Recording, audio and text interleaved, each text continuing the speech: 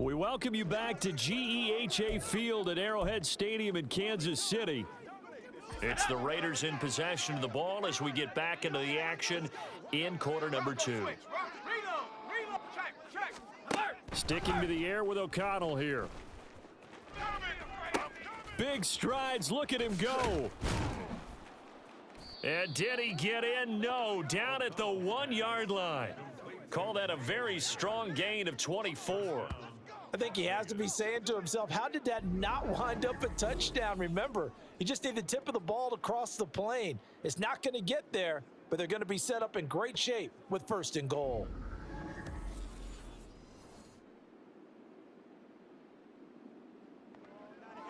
First and goal, and they got to be thinking a chance to get right back into this football game.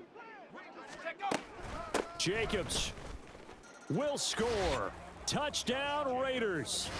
Ah, what a luxury it is to be able to call on a bowling ball like Josh Jacobs down near the goal line. 5'10", 220 pounds, and he's not afraid to get in there and get the tough yards. He finishes off this drive with a touchdown run.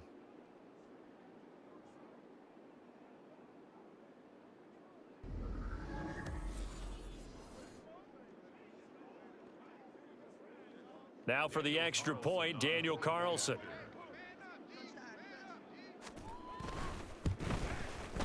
And this is back to a 5-point game.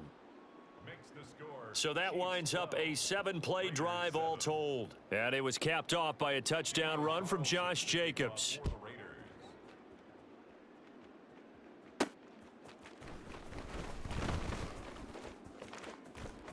There he goes, right side. And they'll have this all the way out to the 50-yard line. Excellent field position. The Chiefs going to go back on offense one final time in this first half. And this is a spot late in the clock near midfield, though. Maybe take a couple chances, see if you get in field goal range. You do that if you have trust. And this should be a position now where the great ones, they relish this opportunity to try and put points on the board. And now a throw on first down there, but it's incomplete. I think he's got to be careful not to force anything into coverage right there. There weren't really any throwing lanes, but the best part for him, he's got 2nd and 3rd down to fall back on. A man who re-signed with the Chiefs back in May. Here's Jerick McKinnon. And he's going to be brought down inside the 45 at the 43. They get 7 out of that, so they're left with a 3rd and 3. And unless this is a quick incompletion, this is likely the last play here of this first half. Final shot before the half from Mahomes. Pass taken in by his big tight end. And he will have a Chiefs first down as they're able to get the 3rd down conversion. So we've come to halftime in a 5-point game. As we'll head down to Orlando. And now due to apparent time constraints, we fast forward to the beginning of the second half.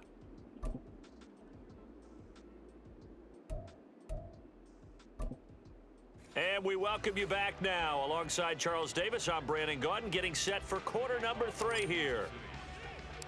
The Raiders are going to have it first, and they trail here as we get back to it in this 3rd quarter of action. And Carter deciding not to bring this one out. The Raider offense ready to go here to start the 3rd quarter.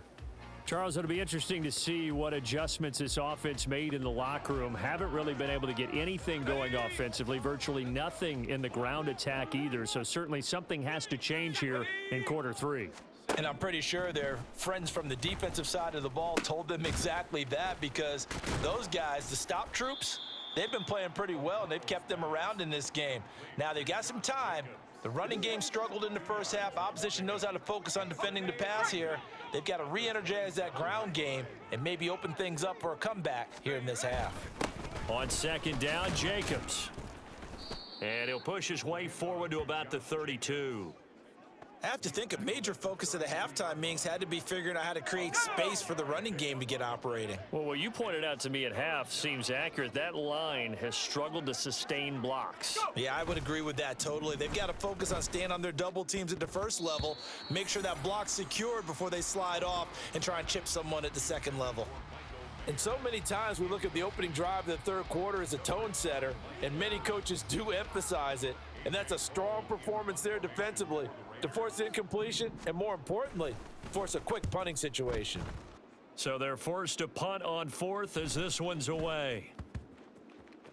And he couldn't get it to check up. That kicks all the way into the end zone for a touchback. So here's the Chiefs offense ready for their first reps in half number 2.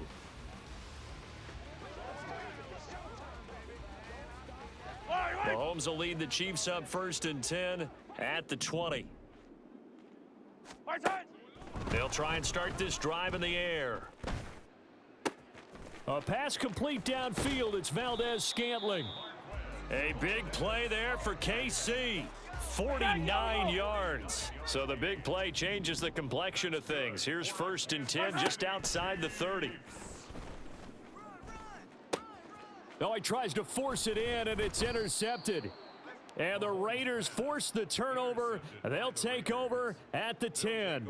So this offense moving the ball well, trying to open up a 2-score lead here in the 3rd quarter. But now potentially a play that could have big ramifications. Yeah, you've driven the ball down the field. Things are looking up, but it takes just one bad decision to throw things off the rails. Now the Vegas offense heading back out there. See if they can put this drive in the end zone, Charles, because it's been a little bit of a rough go at times. They've had to punt the football a ton in this ball game because of stalled out drives. So are you saying that you're kind of tired of seeing the punter run out there and do his thing during this game? Is that what you're trying to say? Well, I mean, I'm okay with it. I have a feeling that this offense, they don't want to see the punter again. And frankly, the punter doesn't want to run out there anymore himself. He would love to see his offense put together a drive and give his leg a rest. And brought down, but not before reaching the 25. Second catch for him today, and it'll wind up a 1st down. And they were backed up to start the drive, but not anymore. Now, that's the play call that the offensive coordinator had in his head. You saw the end result. He wanted to go ahead and push the ball downfield, and that's what they did. And they wound up with good yardage there to get things rolling. Nowhere to go that time. Might have gotten a yard up to the 25. I'd say they've got to find a way to get him going. He's such a big part of their offense. I wonder if they might throw it a little and come back to the run. Anything, because you're right. He's pretty much been completely neutralized. The throw over the middle taken in. And they'll get it up just short of the 45 at the 44. They've got another 1st down. The Raider passing game clicking on all cylinders right now. And it's pretty evident that this passing game has been frustrated so far. They haven't really moved the ball the way we might have expected. But this is a good pickup here for the 1st down. A pair of 1st downs gives them a 1st and 10 up at the 44. Counter play with Jacobs. He's able to force his way through one man, but he can muster only about a yard on the play. 2nd down. Well, they're hoping that the second half is better for him than the first half. They've got to find a way to get him going. He's a big part of their offense. Throwing on 2nd down. Here's O'Connell. It's caught here by Adams. And this will be good for a pickup of 9 to the 46. They kept the receiver in the short field, but that let his quarterback get the ball quickly to him before either guy in double coverage could react.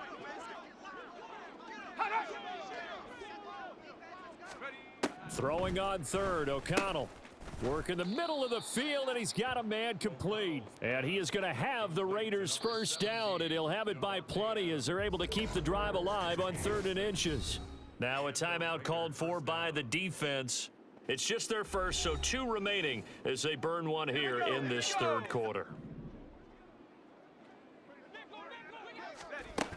Back to the running game with Jacobs. And a pretty good run there as he gets 7 down to the 33. And hold on here, because on that last run, it looks like we have a player who was shaken up. We'll step aside and get an update when we return to Arrowhead.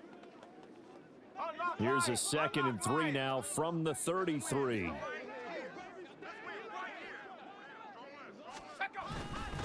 They'll stay on the ground with Jacobs. And there just continues to be nowhere to run. He's bottled up again at the line of scrimmage. He got maybe a half yard at most, but officially they'll be left with a 3rd and 2. 3rd and 2. Here's O'Connell looking to throw it. Able to find the open man. That's complete. And he is going to have the Raiders' 1st down as this defense unable to hold. It's a 7-yard gain there on 3rd and 2. Gotta say, I was a little surprised to see him, Charles, come out in the shotgun on 3rd and less than a yard. Yeah, but the way the NFL is nowadays, we hardly ever see anyone really run for it on short yardage. So they're going to throw the football more times than not. That was a nice, easy rhythm throw right there, and they pick up the first down. Throwing on 1st down, but this one winds up to be incomplete. It sort of looks like they still have some fight in them on this series because it seemed like things were headed for the red zone. But if this defense gets 2 more stops, they can keep them out of that area. This will be a short gain of 3 before he's brought down at the 22. He'll get only 3 there, so it leaves him with a 3rd and 7 ahead.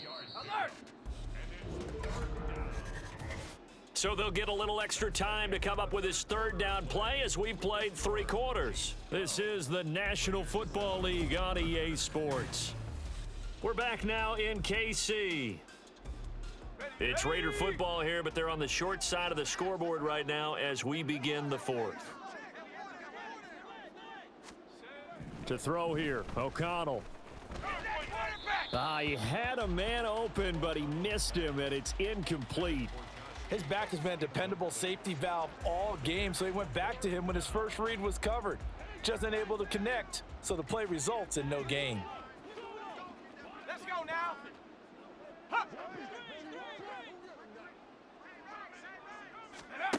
O'Connell here on 4th down. That is caught. Touchdown. Jacoby Myers. A 22-yard touchdown grab. And the Raiders have taken a 4th quarter lead. A late turnover is so often the difference in a ball game, and here the turnover leads to the go-ahead touchdown. So repeat after me, partner. You have to take care of the football. In order to protect the lead, you must take care of the football.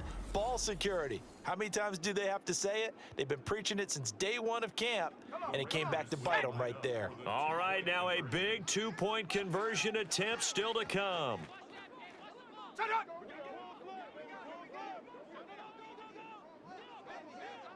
Flag comes in. This might be a free play. And he's going to go down. Can't get rid of it.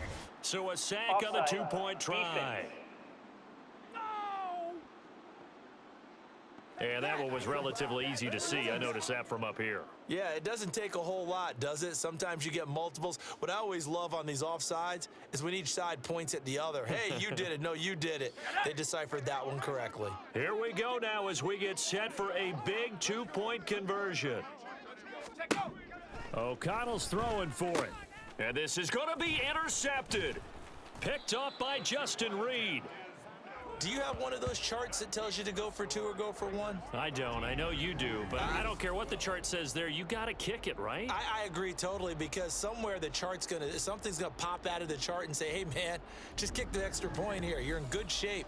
I think they were chasing points there when they didn't need to. Yeah, try to get a little bit greedy, take the lead in the 4th quarter. Now they still trail by 1.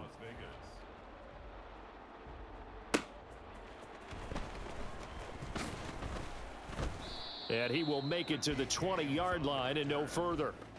And the Chiefs offense ready to go again. The pressure is on now. They're being shut out here in the second half after a decent first half offensively. And they need their best drive of the game right here. Escaping the pressure right. And they'll get 8 out of this before being stopped at the 28.